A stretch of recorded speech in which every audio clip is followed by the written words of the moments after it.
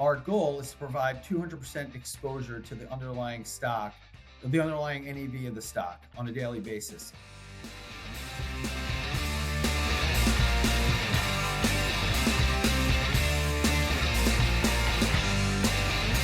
All right, joining me will be Paul Marino, Chief Revenue Officer at Themes ETFs, who, in addition to a unique lineup of thematic ETFs, they offer a full suite of leverage and inverse single stock ETFs to include two SpaceX ETFs that launched a couple of weeks ago. Those actually launched one day after SpaceX itself IPO. Those came to market very quickly. And that's the leverage shares 2 times long SpaceX Daily ETF, ticker SPCH, and the leverage shares 2 times short SpaceX Daily ETF, ticker SSPC. And listen to this, that 2 times long SpaceX ETF, that ended up having the biggest first week of trading in ETF industry history, like ever. And so we are going to talk about that demand and the passion surrounding SpaceX on both the bear and bull side. And then we'll also have a full conversation around leveraged single stock ETFs in general and some important considerations for investors. Now, to start this week, I'll be joined by Kirsten Chang, Senior Industry Analyst at VettaFi. And with the second quarter now coming to a close, we're going to take a look at ETF flows so far this year, including some pretty big industry milestones we've seen in 2026. And then along with that, Kirsten has provided me with some brand new polling data from VettaFi's Mid-Year Market Outlook Symposium that was held just last week. And as I looked at that data, I thought it provided a really nice window into where ETF flows may be heading the rest of the year. So we'll walk you through that as well. As always, questions or comments, you can find me on X at Nate Geraci, or you can go to etfprime.com. So I am now joined by VettaFi's Kirsten Chang. Kirsten, welcome back to the podcast. Hello, Nate. Good to be back with you, as always. I know it's a scorcher over there, so I hope you're managing to beat the heat a little bit. Hey, 95-degree heat with 95% humidity. It's like a hot soup out here, but that's okay. I'm in a nice air-conditioned office here. And so let's get to some of these pretty big ETF milestones from the first half of the year. We'll start there. And I think what I'll do, I'll give you several to choose from here. And then you can comment and we'll see where that takes us. And so first, we now have over $15 trillion in U.S. listed ETFs overall, actually currently at about $15.5 trillion. And remarkably, the industry has gone from $10 trillion to $15 trillion in less than 2 years. So over $5 trillion added in less than 2 years. So that's the first milestone I have. The next one is that year-to-date ETF inflows have already eclipsed $1 trillion at the halfway point of the year, which means we are on pace to break last year's inflow record. Okay, let's see. We also saw the Vanguard S&P 500 ETF, VOO. That became the first ETF with over $1 trillion in total assets. It has since dipped below that, but it did still hit that mark in the first half of the year. And then speaking of Vanguard, they passed BlackRock for the ETF industry asset crown earlier in June.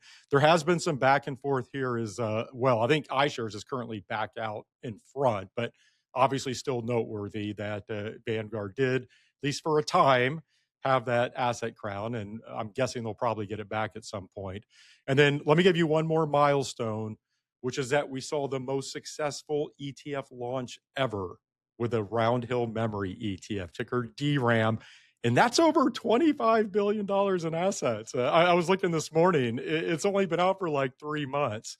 And so to start, which one of those is most impressive to you?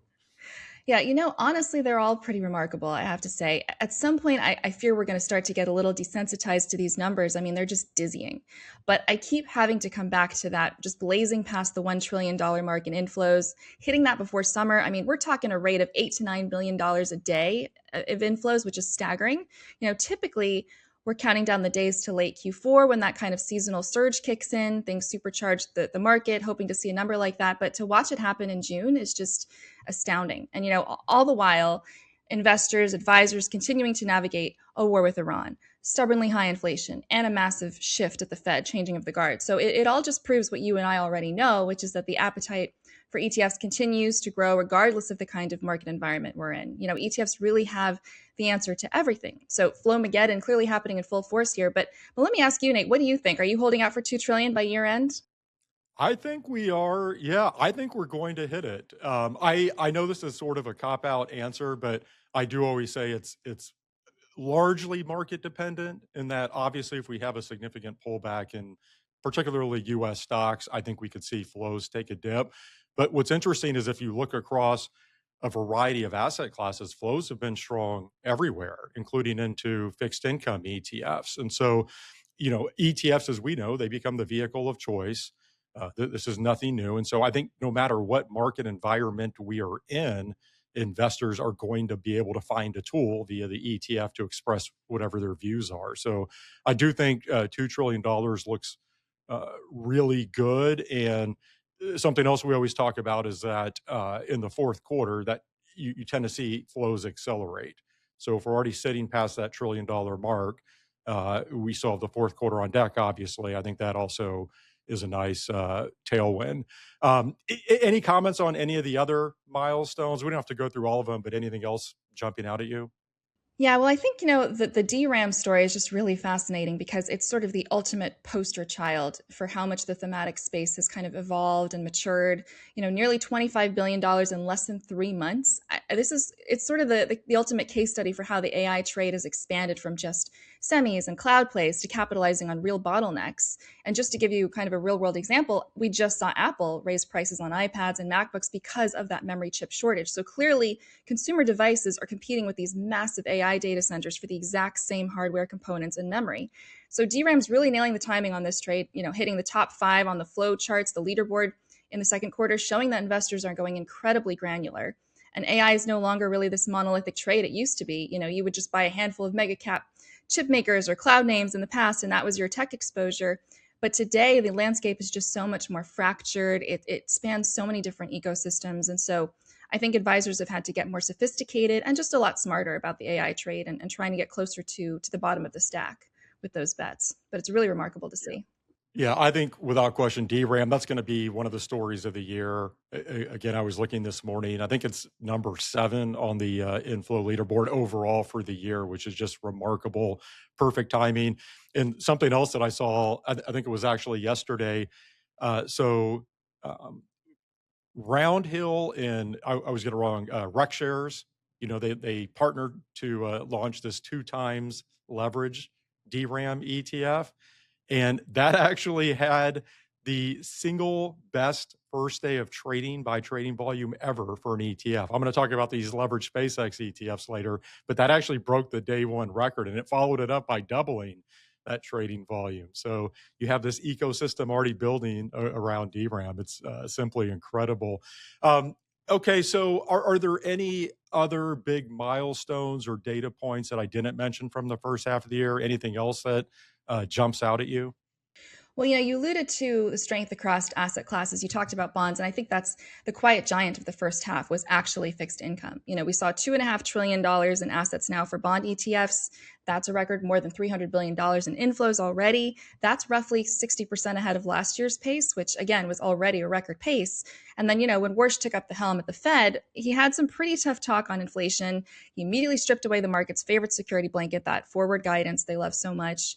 We've been relying on so much to telegraph the next move. So that kind of forced advisors to just sort of tear up the traditional interest rate playbook, toss it out, not even bother trying to play guessing games with rates anymore. So what we saw instead was that they piled into these active multi-sector income ETFs, kind of like an F bond from Fidelity, like a P yield from PIMCO, these Swiss Army knife strategies. And so at the one end, you have lots of love for ultra short cash proxies, SGov, of course, continuing to crush it. But at the other, you do have these more rate agnostic, sophisticated moves into products like CLOs, for instance, that focus more on the credit exposure aspect and are floating rate to deal with that uncertainty premium from the Fed. So fixed income still a big story to watch. Well, and I would say active fixed income in particular, we keep talking about how active's punching above its weight in terms of inflows relative to where its assets are at. I think this will continue to be a story. We're going to look ahead to the second half of the year in a bit, but I think because of the uncertainty around rates, investors and advisors are looking for solutions on the fixed income side. I think they're much more prepared to navigate the equity side than the fixed income side. And so I think they look to active on that fixed income side. Yeah, I think it's nearly 40% inactive for for fixed income ETF flows. And then you look at bond ETF flows overall. I think something like 320 billion has gone in year to date. So again, it's just amazing. I'll give you, this doesn't have to do with flows, but I'll give you one other milestone that jumped out to me as I was looking at the first half data. There's been over 700 ETFs launched in the first half of the year. And did you know Corgi, who I had on the podcast a couple of weeks ago, they have like 120 of those in a short. Isn't that amazing? So I think that's another milestone to track. Okay, so I think we've hit kind of the big headline numbers, the big milestones. Are there any other broader trends standing out to you from the ETF flow data in the first half of the year? Like, besides again these big headlines, is there anything else bubbling beneath the surface that you think is noteworthy? Yeah, I mean, again, it's not a news story, but just the big macro trend, I think, hiding in plain sight is just the absolute dominance of active, right? Passive core still soaking up the raw dollar volume, sure, but active completely monopolized product development. You mentioned 700 products. 80% of all new ETF launches in the first half of the year were active. We saw 74 straight months of inflows for active. And I think that active engine is a big part of why the AI trade has evolved so rapidly. We kind of saw that massive rotation away from Mag 7 into these more granular plays, the AI build out infrastructure plays. So investors are just getting more surgical, more precise. They don't just want broad AI exposure. They want robotics ETFs, data center ETFs, chip ETFs. And you look at the product development pipeline, I think we had 39 new semiconductor ETFs launched this year, 36 of which hit the market in Q2 alone. So issuers are slicing and dicing the AI hardware chain faster than the market can even price it. But again, just a roaring start for active. Yeah, and again, just on the slicing and dicing AI, DRAM, the poster child here for doing that. We've been talking more year-to-date flows. I'm curious if you look at more recent ETF flows, like if, say, we just look at the second quarter, have you seen any major shifts there? Any trends that may be building that perhaps we should watch that could carry into the back half of the year? Well, we actually saw some love for mid caps. I think diversification's been the name of the game all year. That's not going away. We're still seeing that rotation away from Mag 7 concentration risks into more granular plays. But interestingly, investors aren't just playing defense or going into equal weight as much. They're hunting in mid caps, which finally saw some strong flows. I think they logged about $12 billion in net inflows for the quarter, probably more by now as advisors dug around for that ignored value. And we did see some bullishness there in the sentiment data that we'll talk about a bit later as well. And then on the international front, we saw a little bit of realignment, a little bit more caution around those EM funds. Inflows there cooled off pretty notably from early on. We actually saw some tactical outflows hitting South Korea as advisors pulled back and kind of reevaluated that local risk. So global diversification, obviously still a core thesis, but definitely some more volatility from sort of the main engine that's been carrying a lot of EM and international exposure. And then I guess lastly, I would just point out that crypto and gold are they both came under pressure. Gold ETFs obviously started the year with a record right out of the gate, but $3 billion in outflows is what we saw as spot gold dipped below that $4,000 an ounce mark. And although I will say GLDM still bucked the trend, so some investors still want low-cost exposure there. Meanwhile, I think you probably noticed this spot Bitcoin ETFs just had their worst month of outflows, right? Bleeding $4 billion, Bitcoin back under 60K. So I think that's it's interesting to see gold and crypto ETFs moving together as alternative stores of value, which is kind of hedging behavior that we don't typically see. And I will note that, some of the bleeding, a lot of which is from IBIT, kind of went into some of these hyper-targeted micro niche vehicles like an MST and like BTCI rather. So they're still there, but they're moving into more micro strategies. Those are three good ones. So you mentioned mid caps, international, or in particular emerging markets, and then gold and crypto. I guess I would just say on mid caps, that seems to me like an obvious diversification trade, right? As you were hitting on, away from the Mag 7 or the mangoes, as we may have here, moving forward. And so my expectation is that we'll continue to see more of that, more rotation into mid caps and small caps, especially if you continue to have a broadening out with some of these other companies performing really well. So I think that's a good one to hit. On the international side, what's interesting to me there is that emerging markets in particular have been strong outperformers this year. Now, part of that is if you look at the composition of emerging market ETFs and they own, say, the SK Hynixes of the world or Samsungs, that's been a big driver of performance, South Korea in particular. But I think that if we continue to see that outperformance, we'll continue clearly to see strong inflows there. And I would say the same just on developed international as well. I think that part of that's going to be dependent upon the dollar, but it would not surprise me at all to see those flows pick up in the back half of the year. And then, to your point on gold and crypto, gold has come under pressure, I think, because of rates. Go spiking a little bit. Uh, Crypto, I think, is going to be the one to watch because spot Bitcoin ETFs did just have their worst month of outflows ever since the products launched in January of 2024. And just the sentiment around the space right now just feels so negative. And, you have a lot of advisors and investors who got involved in this space and they're underwater. Like I saw the average IBIT holder is down like 40% or something like that. And so that's been an investor's or advisor's welcome to crypto. Like, here you go. Here's a 40% drawdown. So I think we're going to need to see clearly some improvement in performance there. So I think the long-term story is still intact in my opinion, but shorter term, I think that's going to be a really interesting space to watch. I don't know if you have any additional comments there. No, I was curious because you watch the space so closely with crypto. Do you feel like the volatility is generally a little bit lower than we've seen in previous cycles because of that institutional adoption rate that's been picking up? Yeah, I don't. I know that there's a narrative out there around that, and I'm not saying on a longer term time scale that doesn't bring volatility down a little bit, but I was never a huge believer of that in the short term. And I think the asset class is the asset class, and whatever that volatility profile typically looks like, the ETF wrapper isn't going to change that. So that doesn't mean longer term as you get more institutional money, to your point, in that maybe volatility doesn't smooth out a little bit. But again, I just go back to you have a lot of investors that have experienced this 40-50% drawdown, and if they've been in, say, spot Ether or spot Solana ETFs, it's been even worse. And I think right now that's kind of scared some of the money away from coming into the space. And probably rightfully so when you see that. So it's, again, just an interesting space for me to watch moving forward. But okay, I guess on the note of looking forward, let's spend a few minutes looking to the second half of the year.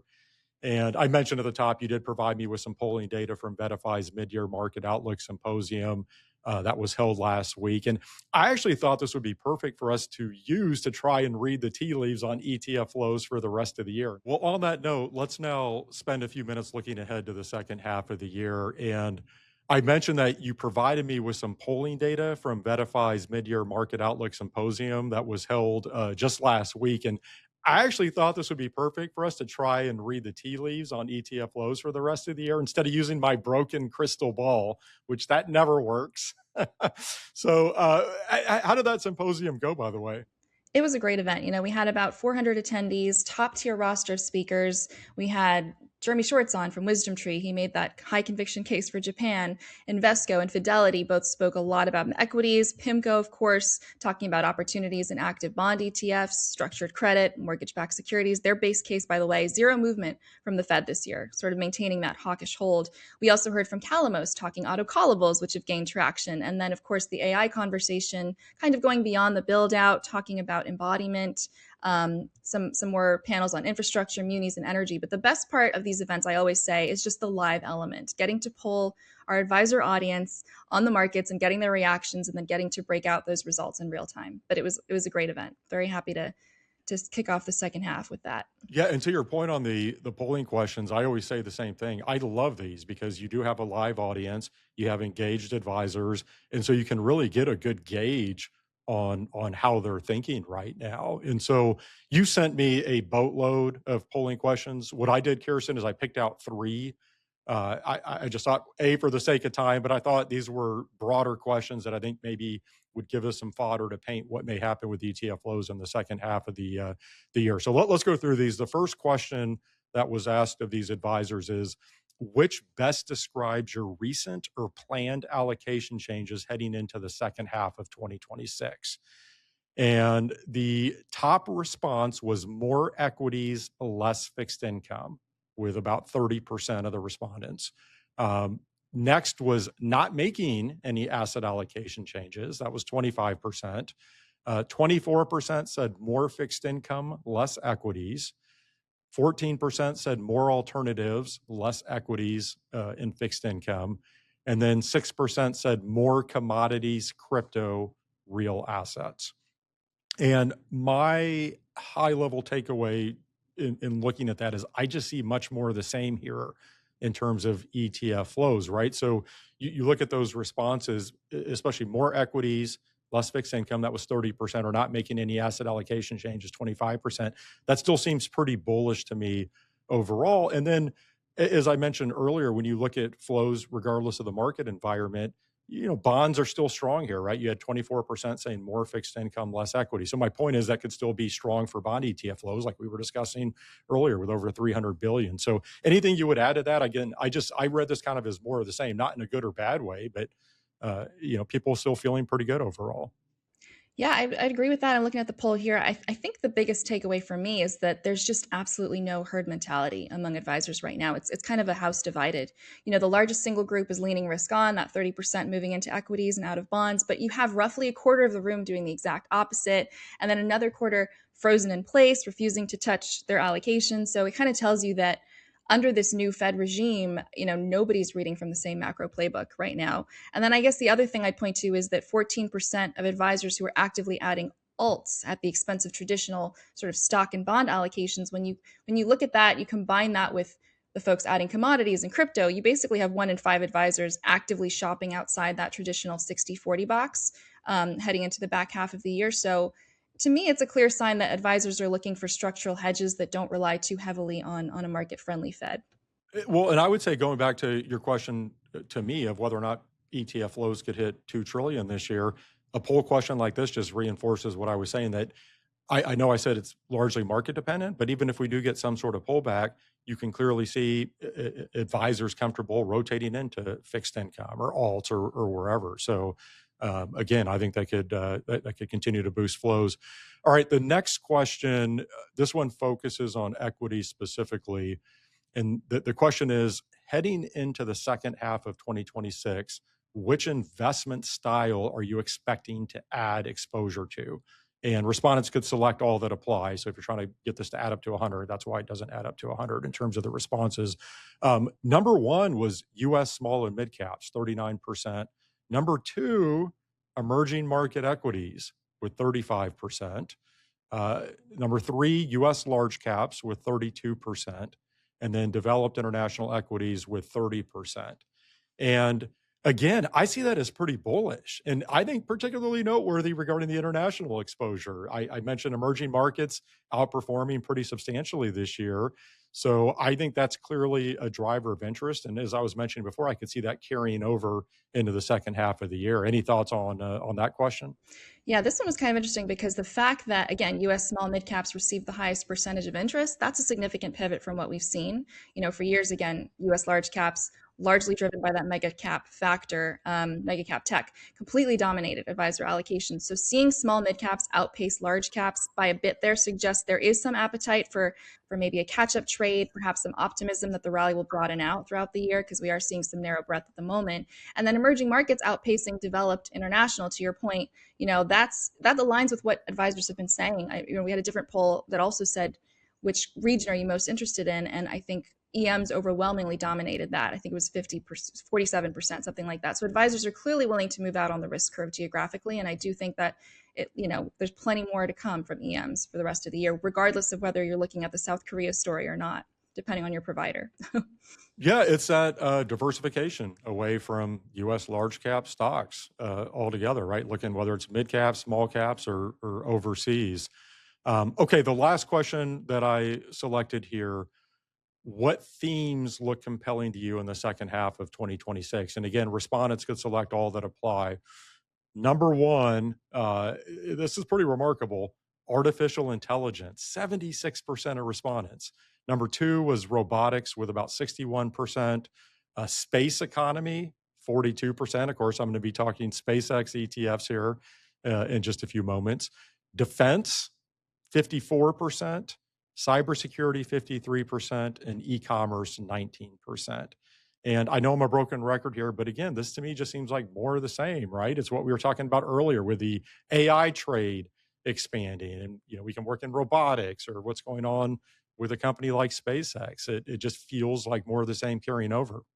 Yeah, I agree. Again, these AI plays are just getting more granular. Again, everyone knows AI is the headline there, but the real story, I think, is the robotics at 61% of the vote. I think advisors are officially rotating from that software, some abstract algos, into the physical world. They want the tangible, hardware-driven extensions of the AI boom, the actual factories, the automation, chips making the trend all a reality. So I think that's the primary example of embodiment. And obviously, I'd point to the Robo ETF, which was really the pioneer in this space, which has seen assets double this year. It's trading 20% above the triple Qs, 30% above the SPY, something like that. So I think 2026 just generally continues to be the year of going granular for ETFs and AI in particular. And then obviously the space economy is not just a niche speculative sci-fi play anymore. It's being treated with that same sort of institutional seriousness as aerospace and defense for the back half of 2026. So definitely more of the same, but a lot of exciting areas to continue to watch.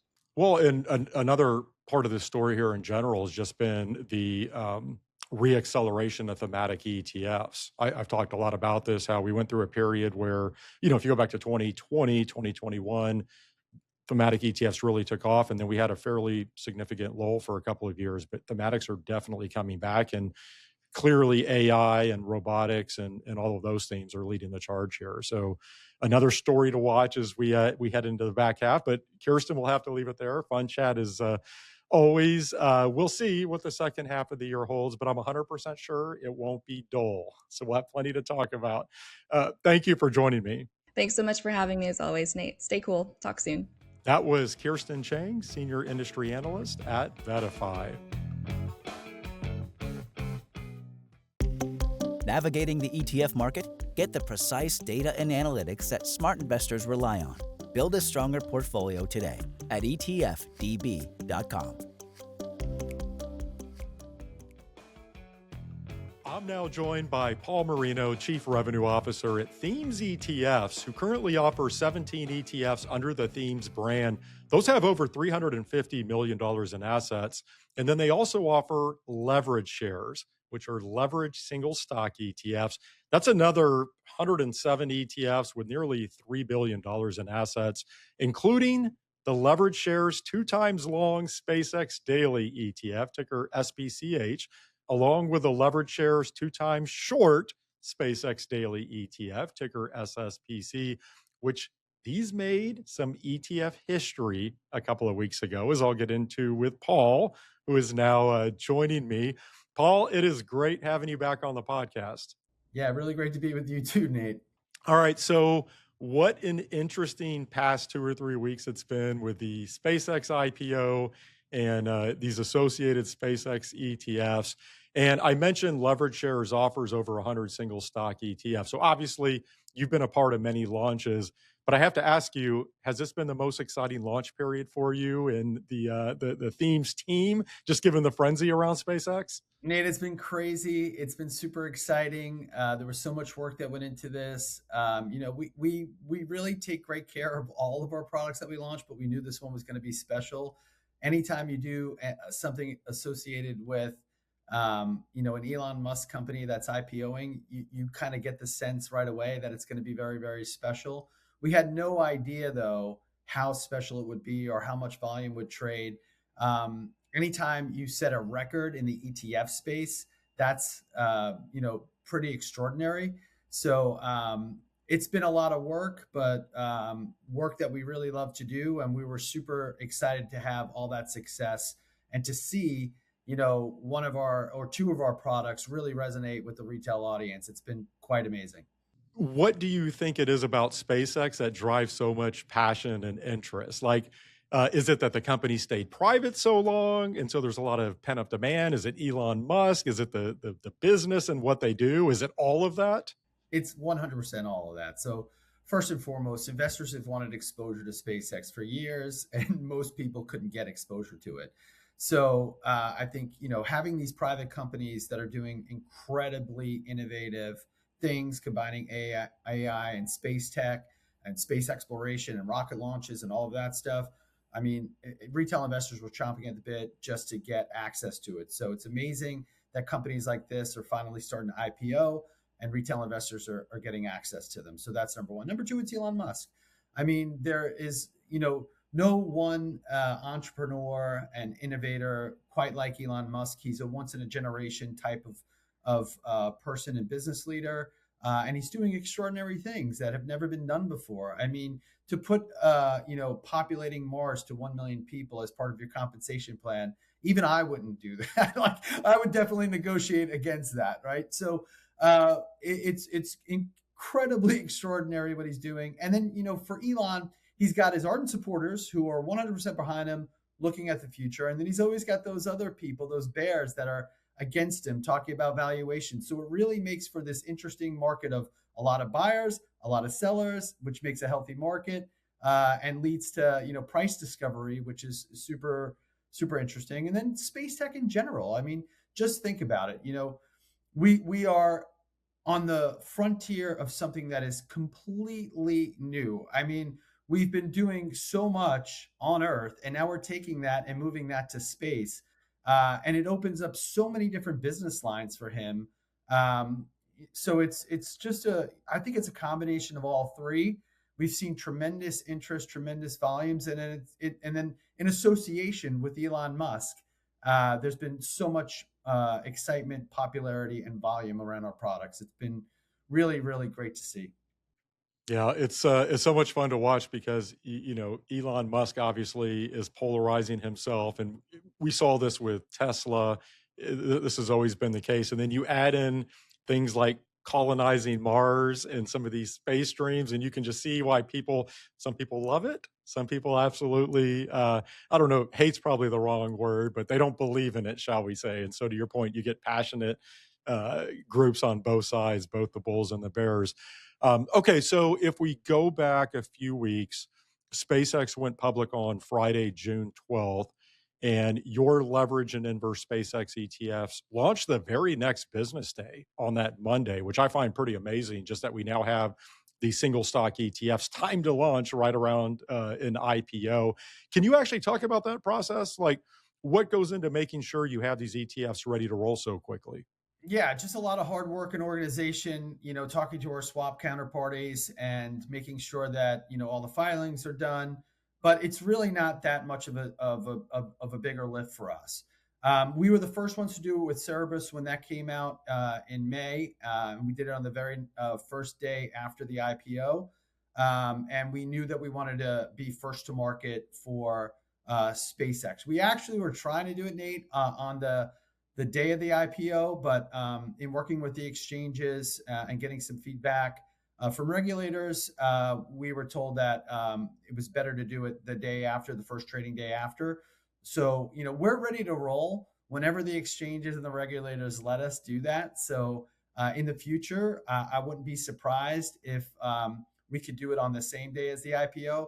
But we always look to work with the exchanges and the regulators to make sure that they're comfortable, we're comfortable, and we want to make sure that the investors that trade with us, rely on us for the quality of our products, understand exactly when we're going to be launching. So it's just important for us to be organized, but no bigger lift than if we did an existing company on a certain date. We just have to prep beforehand, make sure all the counterparties are aligned and that we're ready to roll.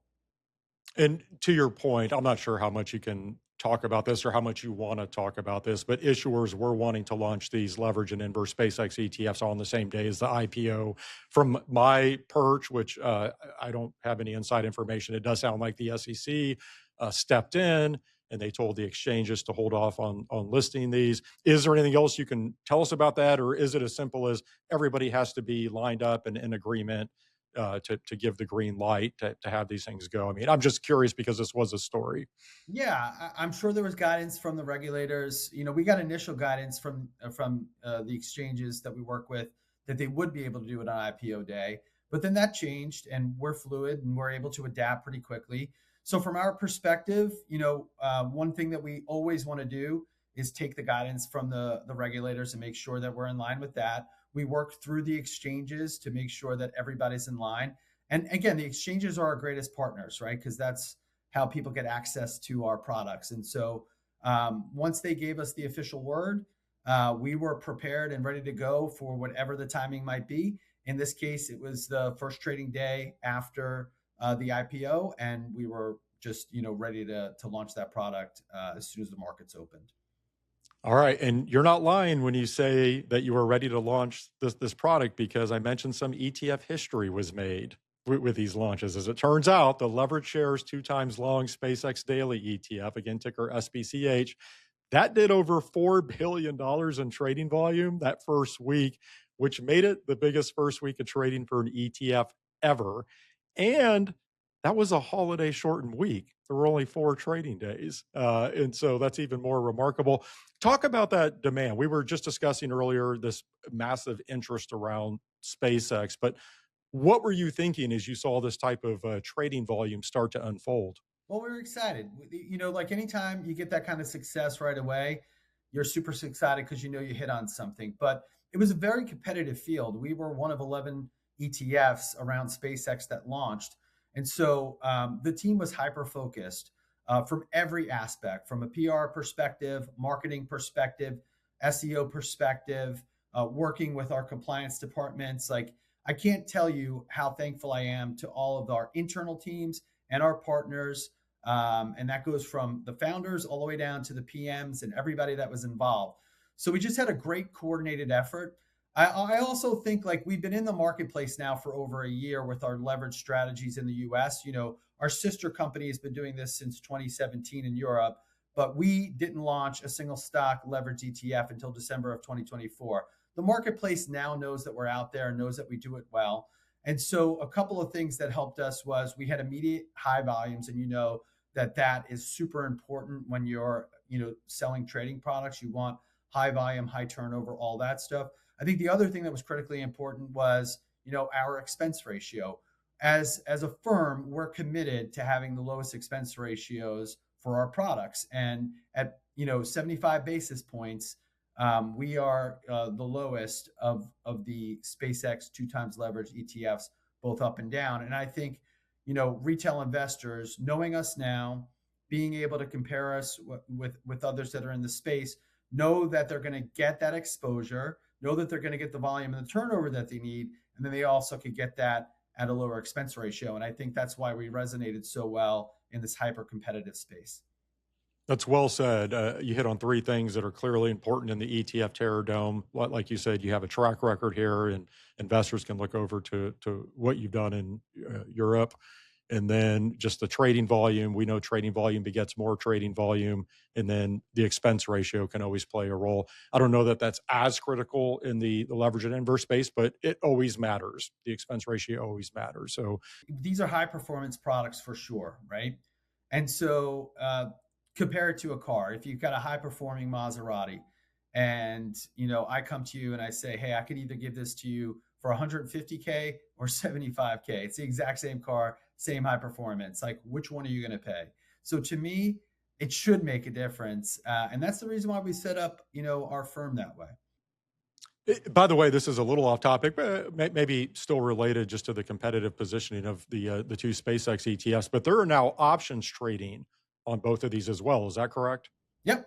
And how important is that? Like, how important is it to get options rolled out quickly? And we don't have to get into all the weeds here, but I'd be curious to have you describe what the process looks like at a high level for options approval on ETFs.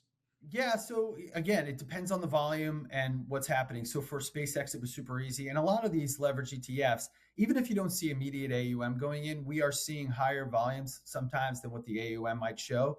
So when you get to certain levels of AUM, certain levels of volume, options can begin trading on it. And it is critically important because a lot of traders like to use options for one side of the trade or the other, even when it comes to single stock leverage ETFs.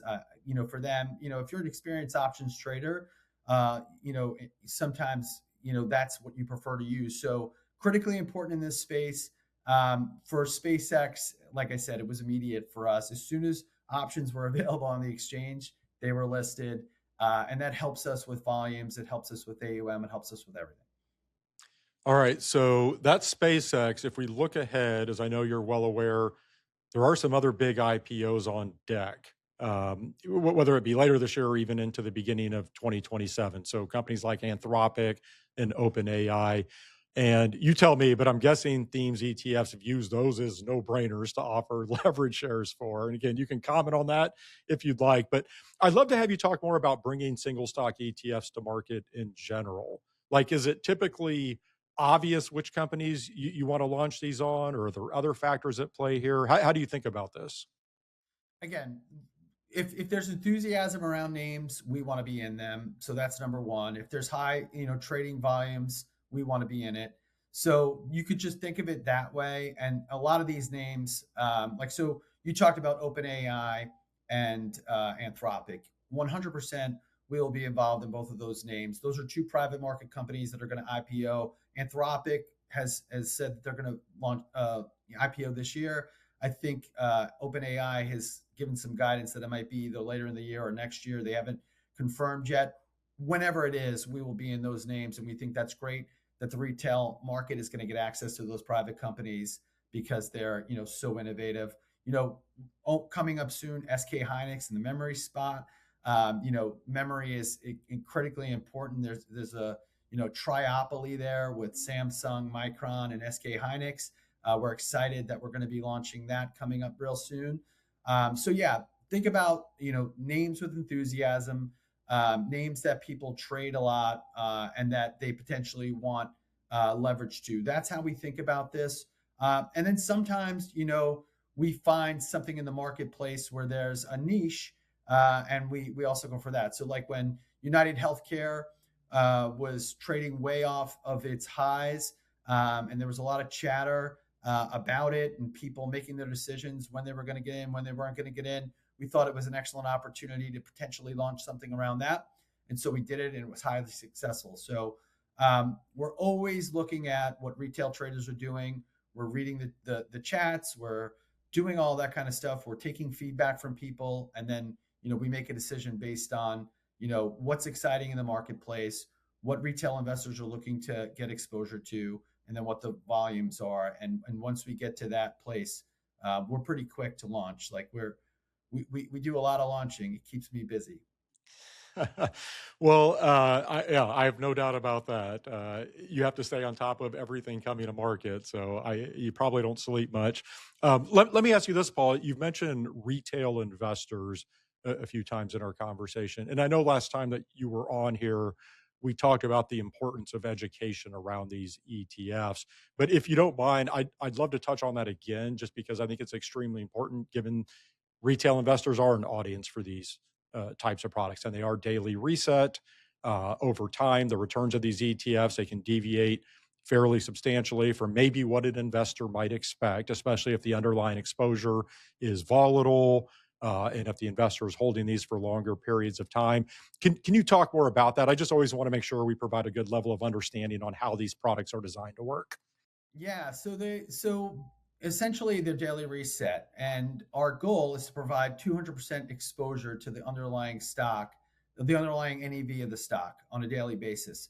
So when you're looking at the screen, you're not looking at the primary market, you're looking at the secondary market, and there's a lot that goes on in between that. So a lot of times retail investors are looking for this to track like 1-to-1. If it goes up, 1%, ours will be 2%, like minute to minute, second by second. And that's not actually the case. And so what we want people to understand is how these actually work, how they're daily reset, and what that could mean in a choppy market for investors. And so we're always telling people to do their due diligence, read the prospectuses, understand how the products work, and know how to track them. If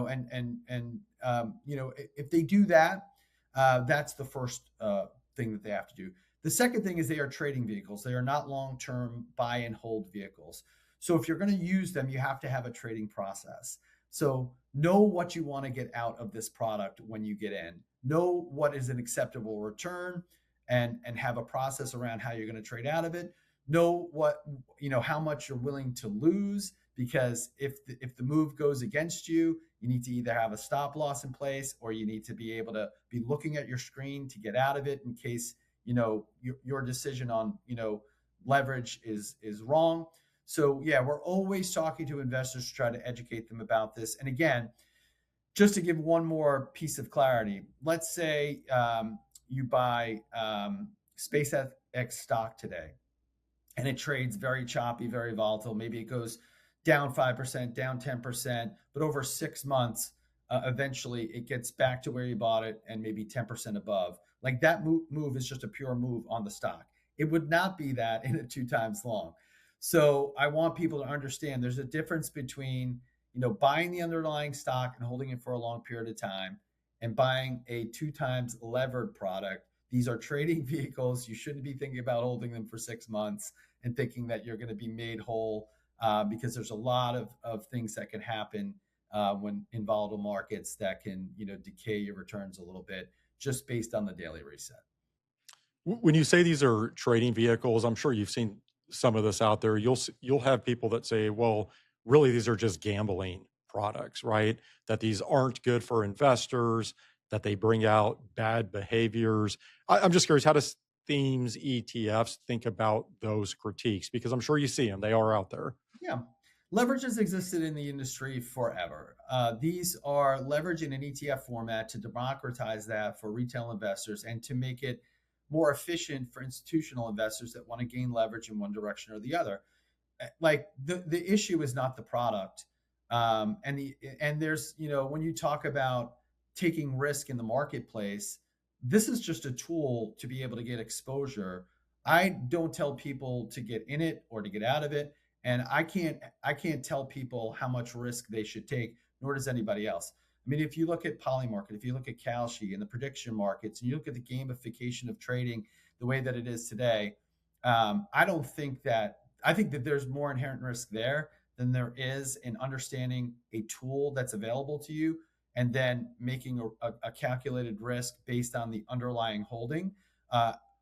Also, there's ways to use these products that can actually enhance. So let's say you're holding a short position in SpaceX because you're worried about the valuation and that moves against you. Here's a tool that if that move goes against you, you can get into and out of to help cover that short with relatively little capital, because the price of the ETF is much less than the underlying stock. Or let's say that you're super long SpaceX and maybe you have restricted stock in it and you want to hedge your bet when it popped a couple of days after, right? Like you could use our 2 times short ETF with a lot less capital to hedge that position. So again, I just think it's a matter of, doing your due diligence, figuring out who you are. Are you a trader or are you a long-term investor? Having a trading process around it, and then deciding whether or not you want to take on a levered position, either up or down. I don't think there's any more inherent risk that already exists in the marketplace. Yeah, I always come back. It's just education around this, and whether we're talking leveraged ETFs or private equity or anything in the marketplace, I do think investors have a responsibility to understand how the products work, number one. And then number two, if you decide you have a good grasp of how the products work, well, then you have to make a decision as to whether or not you want to allocate to it. And there's plenty of ways you can, invest or gamble or whatever you want to do with your money in this country. But I always come back to there is some responsibility there, which is why I always like to focus on the education aspect. You mentioned due diligence, but before I let you go, I'd love to close with just a few important items that you think investors should consider when looking at single stock leverage products. And we can use the SpaceX ETFs as an example if you like. And maybe this comes back to what we were talking about earlier with trading volume and expense ratios and an issuer who's been there before. But what do you think is most important to look at? Is it those items or is there anything else? Yeah, I think those items are critically important. I think you want to make sure that there's a lot of trading volume. You want to make sure that the provider that you're working with has a lot of experience, that they track well over time. You really need to understand the product and how it works, because that's the critical and most important thing. Because a lot of people don't understand how they work. So make sure you're reading the prospectuses and doing that kind of due diligence. And then last but not least, like I said, I would go with expense ratio. Like, there is no reason to pay more. So let's just say you're trading in and out of these things on a frequent basis over the course of the year. If you're trading in and out, it doesn't matter which products you're using. Even if you're using different products, you're getting exposure to expense ratios all the time. So make sure that you're getting the best deal that you can when you're trading in and out of these things. So that's a big part of the due diligence that I would do. I would also look at, your position sizing. Again, make sure that you have, points where you're either going to take your returns or, cut your losses, and have a process in place. I think all of those things are critically important for people that are going to trade with leveraged ETFs. Well, Paul, I always enjoy connecting. Congratulations on the success of these SpaceX ETFs thus far. You made a little ETF history, which I always love to see. Thank you very much for joining me.